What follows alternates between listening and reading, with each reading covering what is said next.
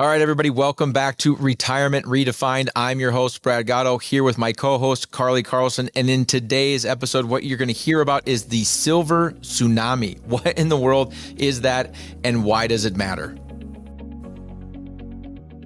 Carly, how are you? I'm doing really well. It's good to be here. Life's been busy. Got kids kind of running all over the place. We've got 3 kids playing lacrosse, and they all happen to have games on the same days of the week. So that's really interesting. Do the math, 2 parents and 3 kids in all different directions. Yeah, well, I get it. But I feel like you're bearing the lead because recently, it wasn't like yesterday, but recently you also had a very, very big family moment. We did. Our family just adopted, and the actual legal adoption was finalized really recently. And so we actually have 4 kids in the family. She fits right in the middle of the 4 and is one of the 3 playing lacrosse. So I love it. Well, congratulations. Yeah. I wanted everybody else to know it's a very, very noble cause that your family has been called to. Been fun to watch the journey. Congratulations on the official adoption. Thank you. Thanks. What about you? How's life been? Very good. Baseball, and some golf. We're squeezing some golf in there. But the problem with our family, baseball, if you're a sports person, is a back foot swing. Golf is a front foot swing. And so I'm the mean dad that wants my boys to play both. And so every time they golf, they screw up their baseball swing. And every time they play baseball, they screw up their golf swing. But we're doing the best that we can. How are the coaches feeling? I want them to play golf. Yeah. Because it's my excuse. Because if I golf by myself, my wife just looks at it as you're just leaving the house. If I bring my boys with me, then it's dad time. You know what I mean? It's dad kid, dad son time. So will she golf with you too? Yes. Okay. I'm just going to say yes. Because that's the nicest thing to do. Carly, let's jump into this. We're here to talk about the Silver Tsunami. The Silver Tsunami. Thousands of boomers are retiring every day. That's not new. We talk about that in a lot of episodes. It's in a lot of different, you could log into any major news station and, I use Apple News, and I bet every single day, kind of like the prime stories, one of them has something to do with this idea of baby boomers retiring. It's been going on for a while. It's a big deal, right? But what is this what specifically is this Silver Tsunami? It is the fact that they own more than half of the small businesses in America. That is mind-blowing to me. And that means that we are about to see not only a tidal wave of people retiring, but a tidal wave specifically of business transitions, of these baby boomers trying to sell off their businesses. But there's a catch. There's a reason this is worth talking about in a podcast episode. Just because you're ready to sell doesn't mean your business is ready to be sold. And I would like to start with kind of an anecdotal story. Carly, how long have you lived in your home? 10 years. So the last time you moved was 10 years ago. And when you moved, did you have to sell a home? Have you ever had to sell a house before? I did. So I grew up in Oregon. I owned my home in Oregon before I moved to Minnesota. So I sold my home and then moved across the country. What was your experience in selling that house? Did you get exactly what you wanted for it? Was the process super simple? Is it ever? No. That's my point. Yeah. That's my point exactly. Yeah. Now, all of us think our house is worth probably more than it is, right? And everybody that's buying your home thinks your home's worth less than you think that it is, right? And the process is never as simple as we want it to be. And that's just a house. Businesses, in my mind, are much more complicated than that. So where I would like to start this conversation, because if you are unfamiliar, Carly, my co-host here, is not only a CPA and the CEO of Fiat Tax, but you've been dealing in this world of small business basically your entire career and working with business owners on the tax side of things. So I'm sure, in fact, I know you've seen your fair share of business exits, right? And so when we're talking about that, and nearly 3 million, to put numbers to this, by the way, when I talk about half of small businesses are owned by baby boomers, that is 3 million businesses are owned by baby boomers worth an estimated 10 trillion. That's with a T, $10 trillion. Gosh. But only 30, they say only 30 to 40% of them are actually going to sell. Talk to me, why? Why are 60 to 70% of these businesses not even going to sell when we've got valuations, 3 million of them, 10 trillion? What's going on? Well, some of those might be family-owned businesses where they intend to pass those down as an inheritance. True. So there might be an intention behind there on some of that not selling. But I think, you also might have really specialized businesses, really like niche specific, industry specific businesses that are going to be hard to sell, because when we talk about like selling a home and fair market value of a home, the same kind of idea happens with the business, but we're looking Yeah. at, you have to have a willing buyer. And so if Yeah. your business is so specialized, so niche specific, you might have a really hard time finding the buyer that wants it. It's like someone who builds a really custom home Yep. and That's a put a really good lot of point. money into it, right? Yeah. And then all of a sudden you go to sell it and no one wants the thing that you customized for your preference and That your way large of being. mural of Prince that you put in your dining room. Yes, yes. Yeah. And then I think also sometimes there's a lack of planning that can Yeah. happen, and that in order to sell your business, there's a lot that needs to happen kind of leading up to that. And if you aren't prepared, that can either really delay the sale process or make it really hard to find a buyer who's interested in the business as it stands today. Yeah. I think it's just important to note, we're not calling anybody's businesses bad No. or ugly or not great or whatever. I mean, it's something you've poured your blood, sweat, and tears into. And if your business has survived long enough that you think there's even this possibility of an exit, first of all, that says a lot, right? There's this in the world of behavioral finance, there's something called the overconfidence bias, which is basically like we all tend to be more confident in ourselves than we probably should be. One of the stats that I love is the average American male, not the average, over 80% of American males think they're better than the average driver, which is obviously impossible. That's not even, that can't be real, right? But we're just all overconfident. And so when it comes to starting a small business, it's good that we're overconfident in some ways, right? Because that overconfidence leads us to believe that we can do it. Whereas if you look at the statistics of how many small businesses actually make it, it's not good, not good at all. In fact, if you look at publicly traded companies, if you look at the Russell 2000 over the last 50 years, I think something like 70% of the publicly traded companies in that index have failed. And those are publicly traded companies. And so it's important to know that we're not calling your business, bad or ugly or anything like that. If you're one of those, 60 to 70% of businesses that don't end up getting sold, but some of that does come down to the fact that it's our business. So we value it more than anybody else does. And so I think it's just important to understand if your business is part of your retirement plan and you plan on selling your business, that thinking through that, not unemotionally, and trying to get an idea of if there's even a market for it, because maybe it is worth a lot of money. And the house that you just got done talking about, the very personalized home, maybe the house, just from a pure materials cost, if you're just going to rebuild it, not even labor to put it together, maybe maybe it's a $1.5 million home. But that still doesn't mean anybody wants to buy it, right? And so trying to gauge the market becomes really, really important, and understanding if there is a market for your business, and then getting kind of that outside valuation. So not a lot of them are going to sell. The majority of them won't. That's important to understand. But with that in mind, if you are one of those people that does plan on selling, how far in advance, in your experience, do you think they should start looking into this? Yeah, I think a reasonable time frame for most small businesses is 3 to 5 years, but depending on the size Really? but it could be more than that. Depending on your size and complexity, the planning phase might need to be longer. And especially if we're talking about like in a really specialized business, again, not bad, but if you are doing something that is really unique and you've developed a skill set and a product that no one else would be able to step in your shoes.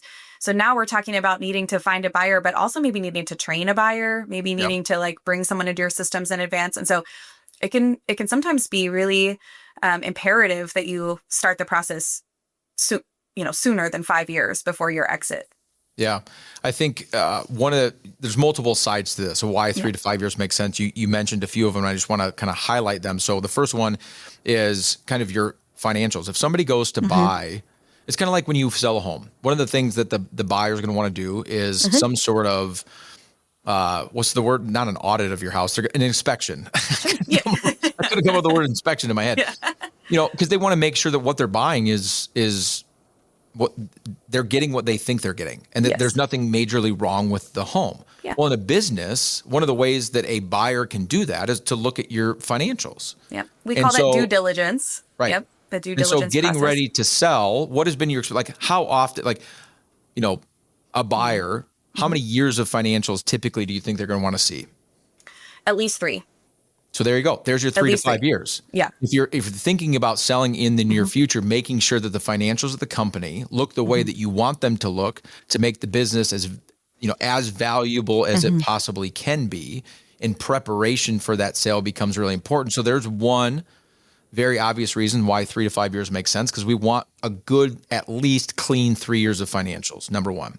The second thing you mentioned is systems and documentation. Talk to me a little bit more about that, because that doesn't happen overnight. No. I'll use an example. We work a lot in healthcare, and in a healthcare space, we're talking to doctors and dentists and vets who own their own practices and are getting ready to sell. And, we have seen a huge shift in technology, in AI, in paperless systems. But a lot of the doctors who are getting ready to retire right now, didn't really see a need to invest. They're at the end of their career. Why invest in all of this new technology and process and systems and making their whole office paperless and going to, e-charts and to those doctors who are selling, they're like, that's an investment that doesn't make sense because I'm going to be gone in 3 years. Yeah. But your buyer doesn't want to do that. Your buyer's going to have to buy the business. It's like buying a house and having to remodel the entire house, right? People do it efficiently when you buy it. Yeah, right. And people do it. But you know what? When people do that, they also negotiate a lower price on the purchase. Yeah. And so it changes your valuation if the buyer knows that when they come in, they're going to have to update all their equipment and software and systems and retrain all your people to use those systems. So that's one. And then I think the other is, if your business heavily relies on you as the owner to be there every day, we need systems and processes to start to replace you, because otherwise that business isn't sellable. It's you, right? Your business doesn't have its own goodwill. The goodwill is you personally and your personal name and brand, and not the business standing on its own. Yeah, that was actually the third thing I was going to bring up, is just the founder or the person that's running the business. We see that a lot in small business where you are the business, right? You don't have without you, the business doesn't run. And obviously that decreases the value of your business, especially if on your exit, you plan on exiting. Yeah. Right. And so one of the things you need to start thinking about is, what does this business look like without me? Which is going to answer that question of how sellable is it and what type of valuation I'm going to get. And so obviously I work in financial services. And so I'll use this as an example, because I do a lot of coaching and mentoring of other advisors in this industry. And a lot of advisors are building businesses that they plan on selling. That's part of their plan. Sure. 5 years, 10 years, 15 years down the line, whatever it may be. And even though we're in financial services and, as financial planners, you would think we have the answers to everything and that we're unemotional about our own money and all that kind of stuff. And obviously that's not true. And so advisors get numbers in their head. They're like, well, I heard of a business, a different financial advisor's practice that sold for 10 times EBITDA, or, they give you some stat like that. It's like, okay, but that's relative to what we just got done talking about. Things like, how consistent are the financials? And is that business on the uptick? Are their financials getting better over the last 3 to 5 years? Because when you submit those, if your financials are consistently getting worse, obviously that's not good. If you're buying a house that looks like it's slowly falling apart, right, and not improving, that's not going to be good. They don't have the systems and processes in place. And so whoever buys that company is going to have to come in and kind of build the back end of that business.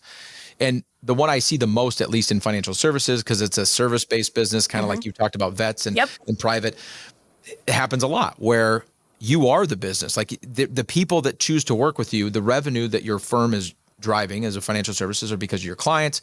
Your clients are there because of you. And if you leave, you're probably not going to get 10 times EBITDA on a sale of your business. And so it's really important that we have this kind of think ahead. Don't wait until the last possible second, and make sure that your business is worth what you think that it is. Because if that's a large part of your financial plan is I'm going to sell my business for X, we got to start doing a lot of homework ahead of time and prepping that business for sale in that 3 to 5 year window. In fact, I would push as far as I can into 3 or 5 years. So now that being said, what if, Carly, they want to retire next year and they haven't started planning? Now what?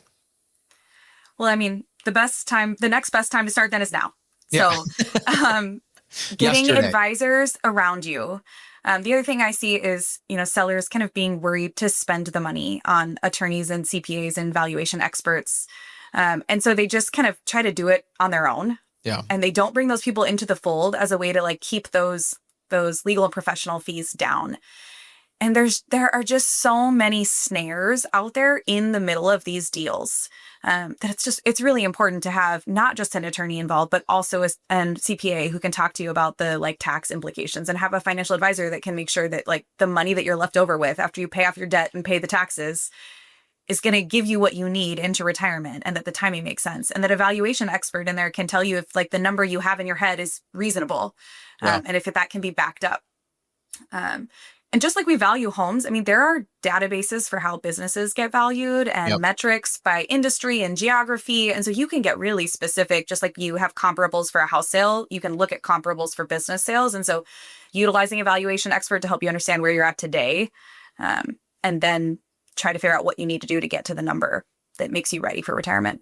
Yeah. A couple of points that you mentioned in there that I want to draw out. Number one is a lot of people don't like to spend money to save money. But I think that's kind of one of these deals where whether it's a CPA or it's a financial advisor, you talked about business valuation, maybe it's an attorney from the legal side of things.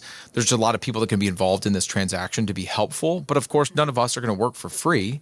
And so a lot of people are like, well, I don't want to pay those people because they think, well, I just want to make more money and I don't want to have to like lop off those expenses. And it's been my experience, and I'd be curious.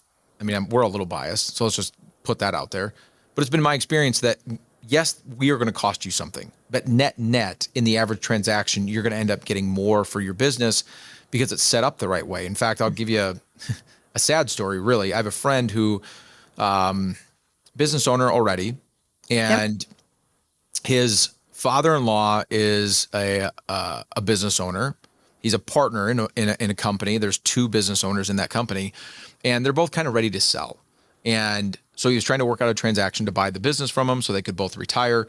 And so they brought some professionals in to get a business valuation done and things like that. Well, his father-in-law's business partner wanted a certain dollar amount for the company. Sure. The business valuation came in nowhere close to it. Now, they waited to the last possible minute, right? They didn't kind of set their business up for success, get this 3 years of financials cleaned up, have the systems and processes and all this stuff.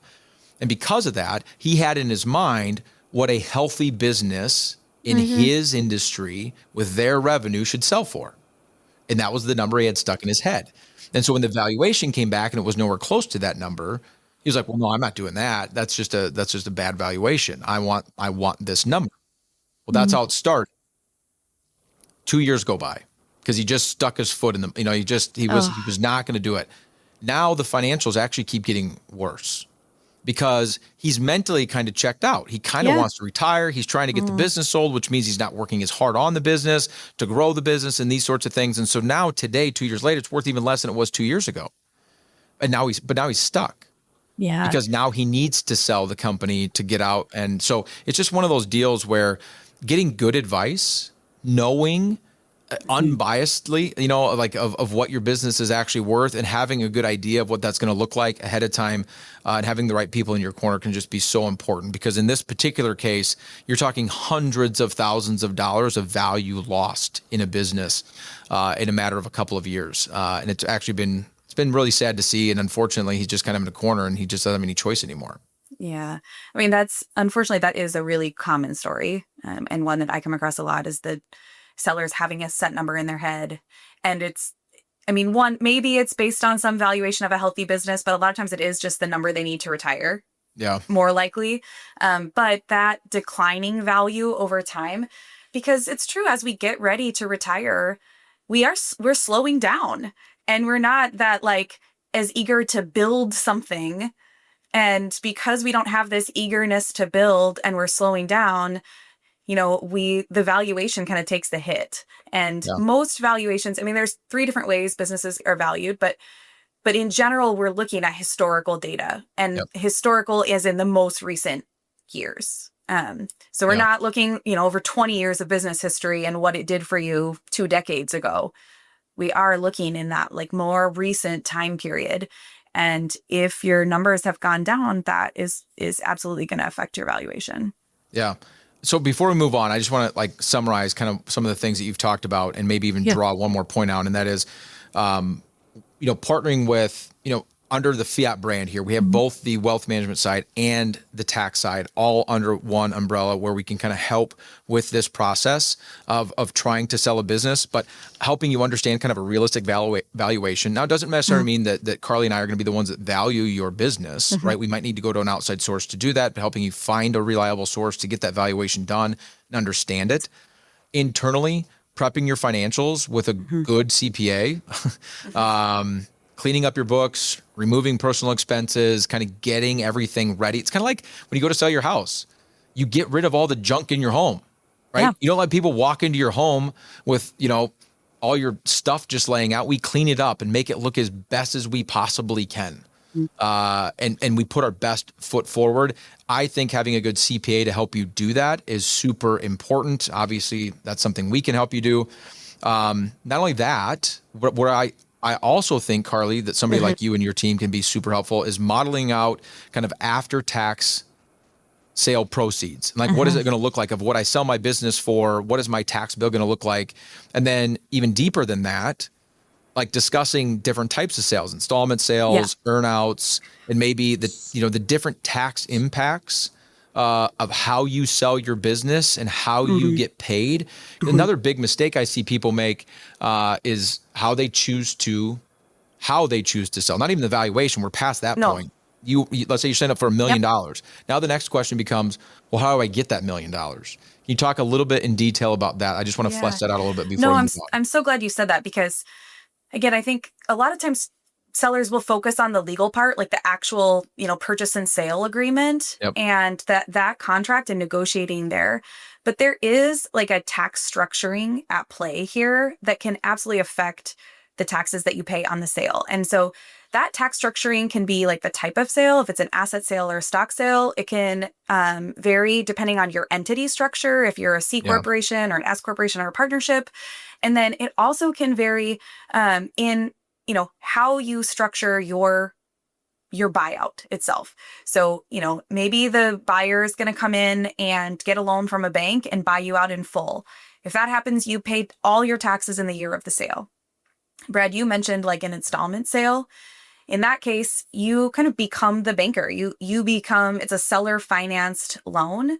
And so the buyer pays you out over time, in theory, saying like, as the business is making them money, they can use that money to pay you back on the loan.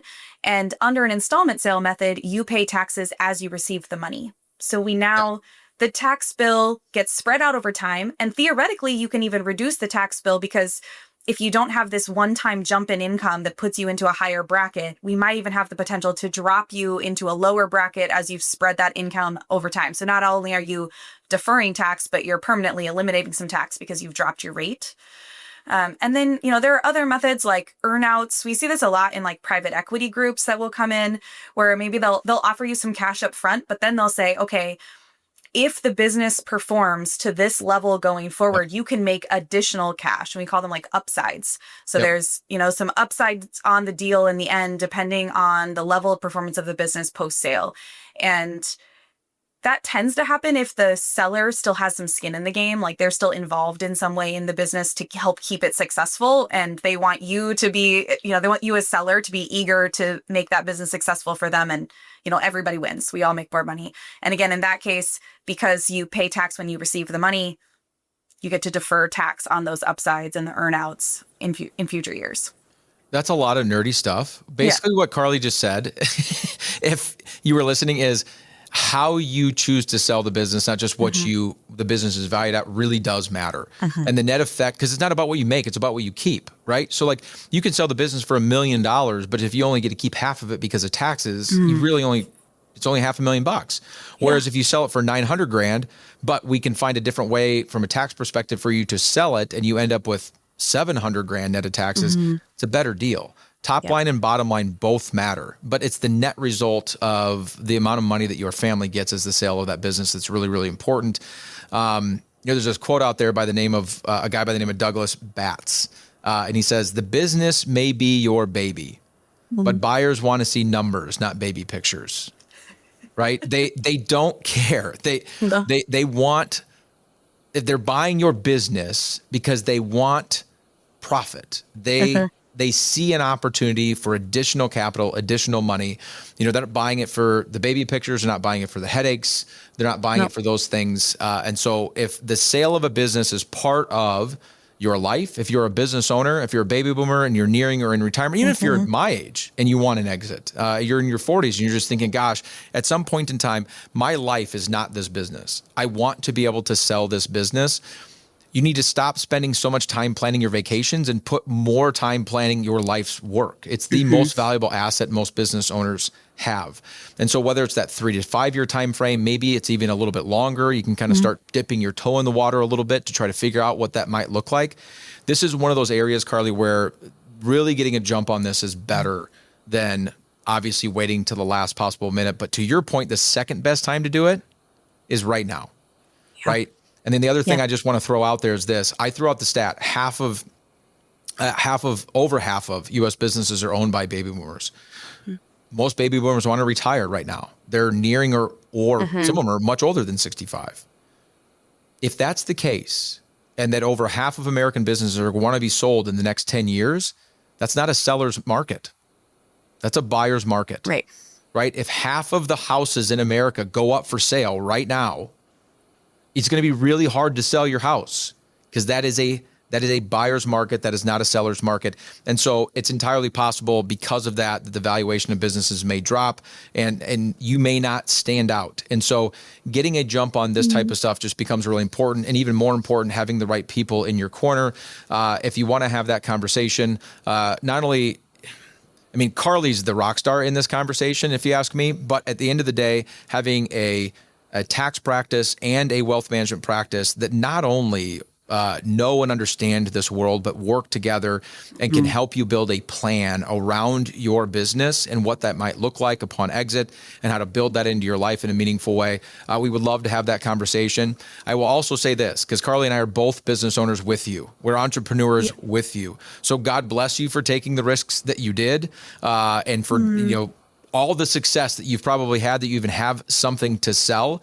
But as entrepreneurs ourselves, we fully understand what you go through all day, every day, and want to help you maximize that potential exit as it relates to your planning. And so we would love an opportunity to speak with you. If that's you and you want more information, you can reach out to us at fiatwm.com or just by email at hello@fiatwm.com. Carly, thanks for your expertise in this area and working with small business owners every single day at Fiat Tax.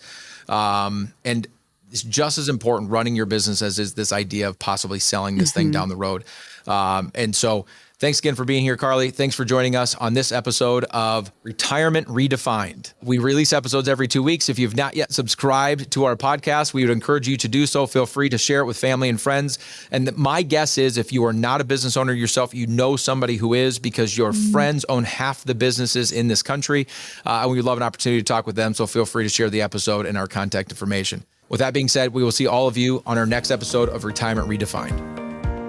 Thank you for listening. Don't forget to click the subscribe button to be notified when new episodes become available. The information covered and posted represents the views and opinions of the guests and does not necessarily represent the views and opinions of Fiat Wealth Management. The content has been made available for informational and educational purposes only. The content is not intended to be a substitute for professional investing advice. Always seek the advice of your financial advisor or other qualified financial service provider with any questions you may have regarding your investment planning.